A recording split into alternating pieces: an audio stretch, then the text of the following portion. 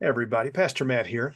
Right, I just finished with a meeting where we were voting on bringing on a new regional director for our Mile High Baptist Association, and that went well. And as we're going through these questions and leadership matters arise, and also talking with our nominating team lead, I think a question that arises with a lot of people is, can I be a leader?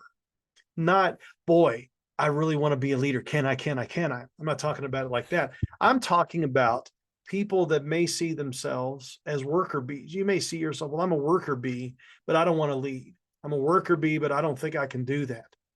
And what I'm saying to you is, I believe you can. Maybe not everybody leads in the same way. For instance, there are some people that are very extroverted, right? Some people are very introverted. To be an extrovert means that you get energy from being around people. Being an introvert means you get energy being by yourself. People drain you, right? So I have to be an extrovert in order to be a leader. No, I have to be this in order. No, not necessarily.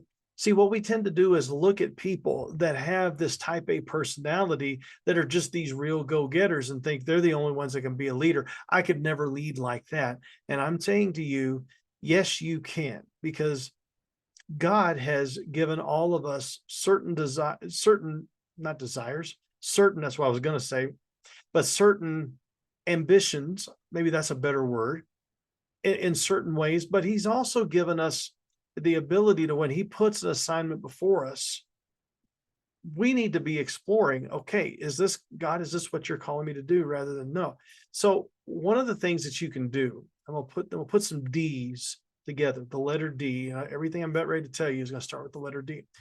Number one, make sure your devotional life is set, because if you have a strong devotional life, meaning that you're in the scriptures, you're before God in prayer, you're taking care of the spiritual disciplines. There's another D.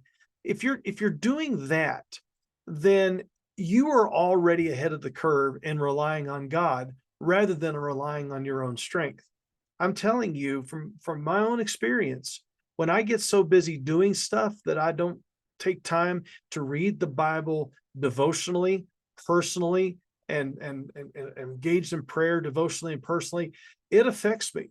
And it affects me in a way where I begin to doubt, I don't know if I can do this or not. But when I'm before God in the word, then I'm like, he will help me to be able to do this.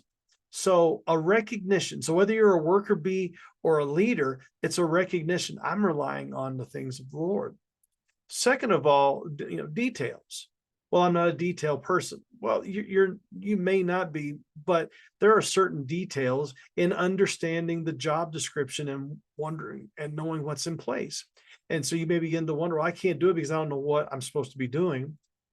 It's going to be on us as a church and on others who have gone before you to be able to give you the details and to draw out what it means to actually be a part of this. So when you're understanding the expectations, well, then you can make an informed decision.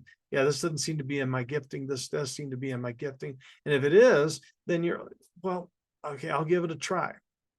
The third thing I think is really important, along with devotion and the details, is delegation. I think when people become team leads, one of the temptations is, I got to do everything myself. No, because even on your team, you have people that have different giftings. You have people that are really good at a lot of different things. Even here in the office, right? I have certain giftings. Carla has giftings.